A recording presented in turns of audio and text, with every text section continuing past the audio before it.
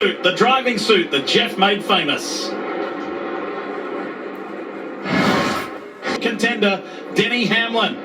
Kyle Larson has lost a spot. He's slipped back to 5th as Ryan Blaney gets through. Yeah, the handling issues for the 11, I think, can be overcome by himself, but now that he's in traffic and he loses a preferred lane or has to run a little bit shallower exit, that's where the handling advantage of the 24 really shows up. So right here, 11 to the bottom. He's going to have some trouble on exit. He's going to have the 35 on the outside. No, he'll have the clear exit, but the 24 still has momentum.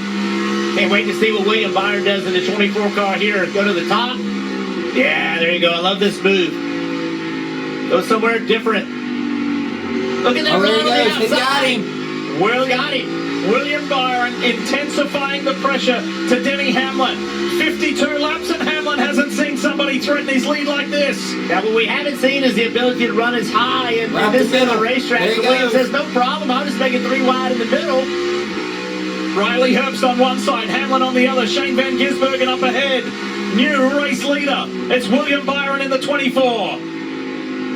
Hendrick Motorsports versus Joe Gibbs Racing. 2 cars each in the championship 4, 2 in the top 2 here. It's Byron who leads. So advantage Byron with the motivation that you drove up and passed the 11. Now if you're the crew chief, Chris Grail and Denny Hamlin, I'm reminding my driver, it's okay, we're going to make adjustments. Really focus on that 24. Let me know where you think our car has to be better now that you've seen someone in front of you who is better. Remember, Denny's led the whole race. He hasn't been able to judge off really anyone else, Jeff. Now I want you to look right out the window and tell me, what is this 24 doing that ours isn't? Where can I help you? And also, if I'm William Byron, I'm not showing you everything. I don't have to win this stage by 10 car lengths. I can win it by 1. I'm not going to show you all of my strengths.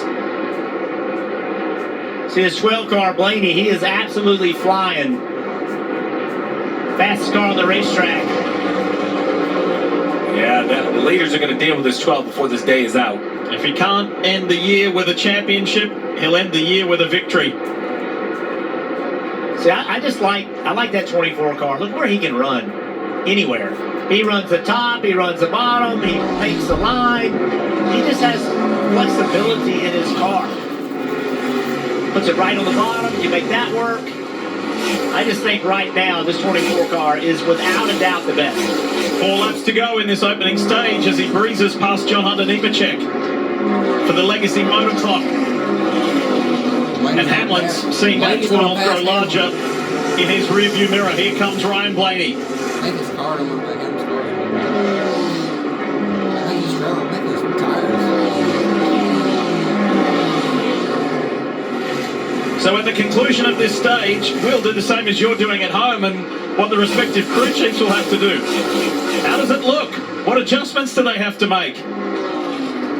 Because the longer that this stage went on, William Byron just looked stronger and stronger.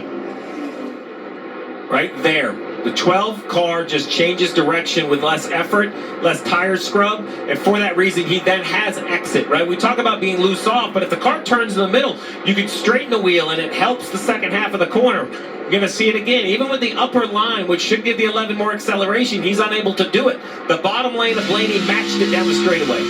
Remember, the strength of William Byron last week to win that race at Martinsville to beat Blaney was a long run. He got long run speed, was able to take advantage, and now he's got it again today.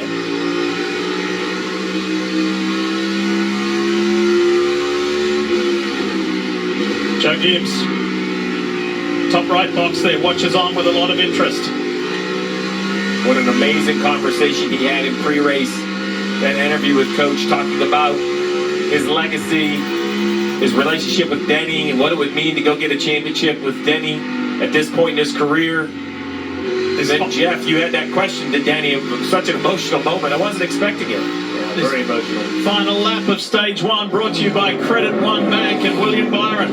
He had to really chip away and work at Denny Hamlin out in front, but got by and will take this first stage. So, as far as a first important step in his quest to become a first-time NASCAR Cup Series champion, that was an important one. Good first stage.